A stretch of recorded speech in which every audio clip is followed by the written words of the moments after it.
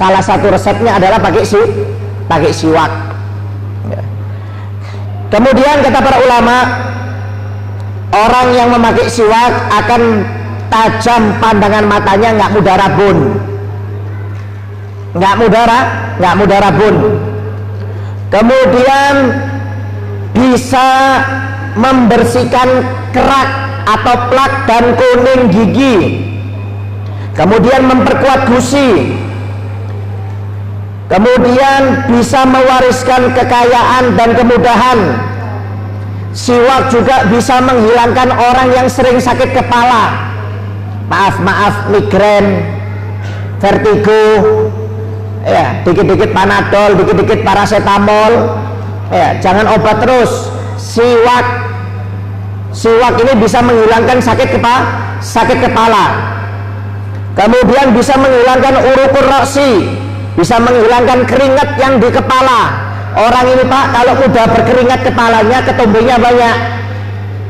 Jadi untuk menghilangkan keringat di kepala ini salah satunya adalah siwak.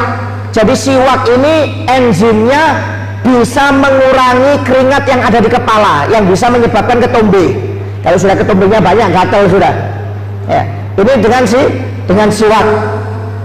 Kemudian yusuhul maidah, bisa memperkuat lambung. Ya. Orang kalau sering sakit emah, ya, suruh banyak-banyak pakai siwak. Cuma jangan dimakan loh ya.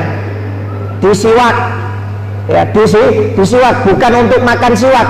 Memakai siwak digosok, airnya dihisap. Air siwaknya ini dihisap, dibuat permen.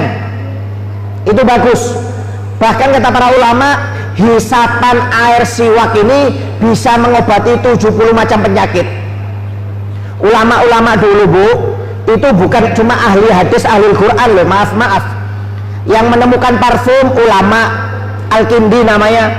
Yang menemukan matematika, Al-Jabar juga ulama.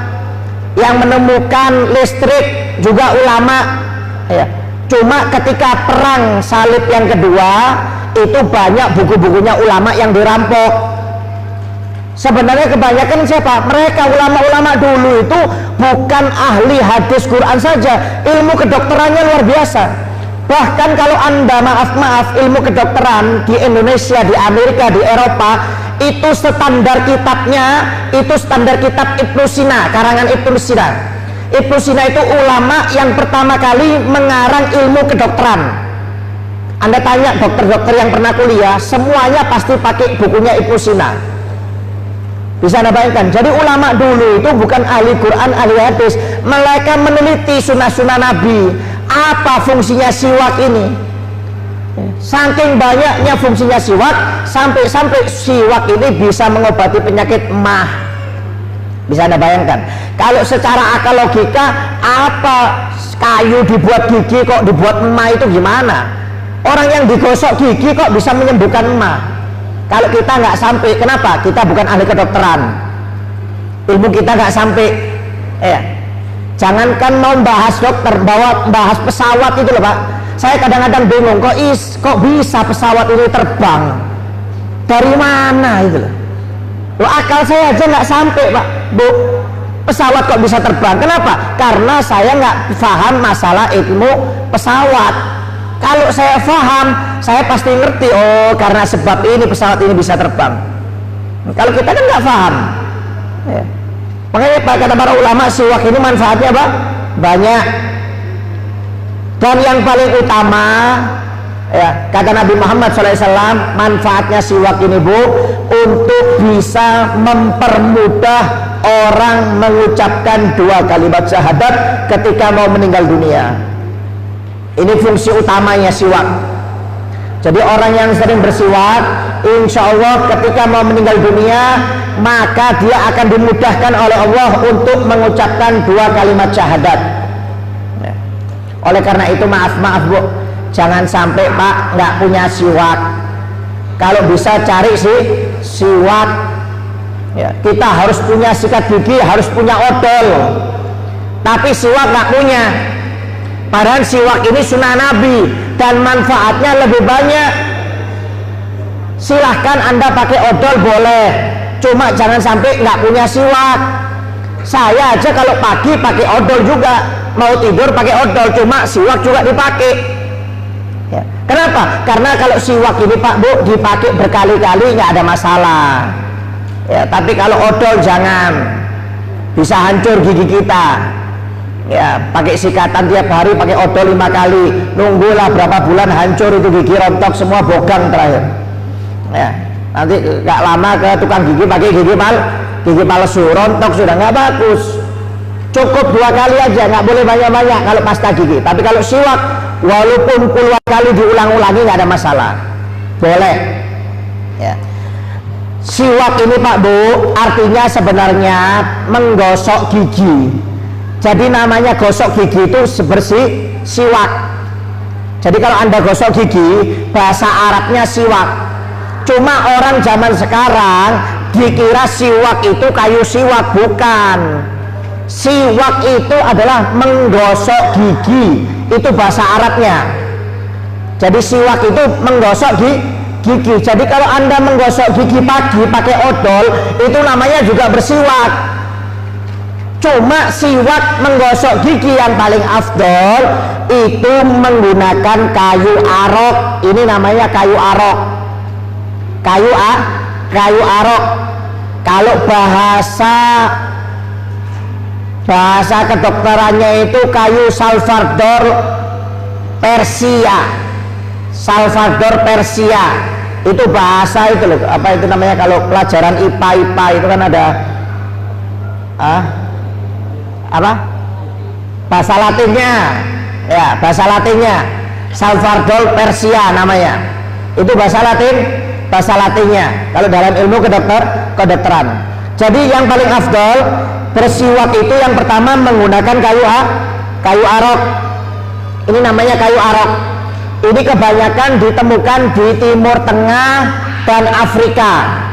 Kebanyakan kayu arok ini dari Timur Tengah Afrika. Jadi siwak yang paling afdol itu pakai kayu arok seperti ini Pak Bu.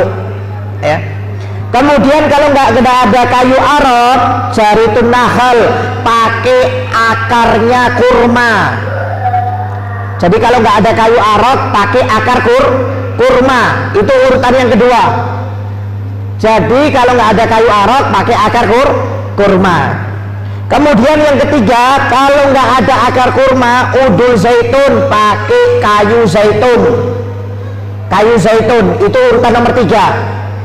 Pakai kayu zaitun.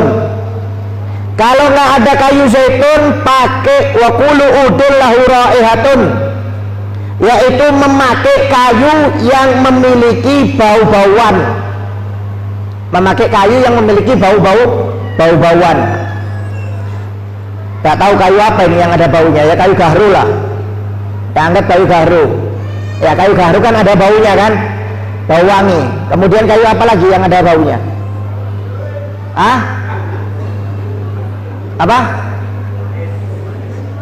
Agatis. Apa kayu apa? Ya kayu gahru lah, ya atau semacamnya. Semacam yang kayu ada baunya. Jadi yang pertama pakai kayu arok. Kalau nggak ada kayu arok, pakai akarnya kurma. Kalau nggak ada akar kurma, pakai kayu zaitun. Kalau nggak ada kayu zaitun, pakai kayu yang ada baunya. Kemudian yang kelima, kalau nggak ada kayu yang ada baunya, kayu-kayu yang lainnya. Ya kayu ulin, ranting, mengkireng, nggak apa-apa Anda buat untuk siwak. Ya, pokoknya kayu yang lainnya. Ini urutannya sudah ini. Ya, cuma ya harus dilembutkan dulu Pak.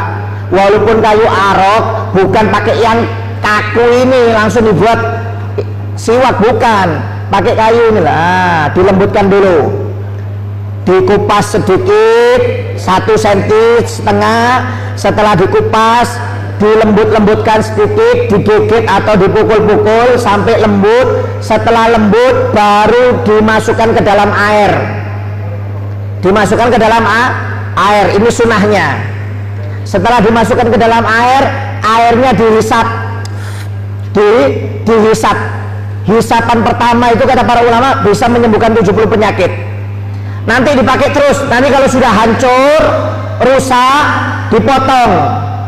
Setelah dipotong, dikupas lagi, yang ada kulitnya ini dikupas 1,5 cm, dilembutkan lagi, dimasukkan lagi air sekitar 5 menit 10 menit, kemudian diambil, dihisap. Kalau kering tetap nanti dimasukkan air lagi, nanti dipakai lagi. Jadi makainya jangan keadaan kering, tapi kalau bisa dalam keadaan agak basah. Kenapa? Biar nggak luka gusinya ya, biar nggak luka gusinya. Jadi makainya harus dalam keadaan lembut ya. Itu cara memakai kayu arok ya.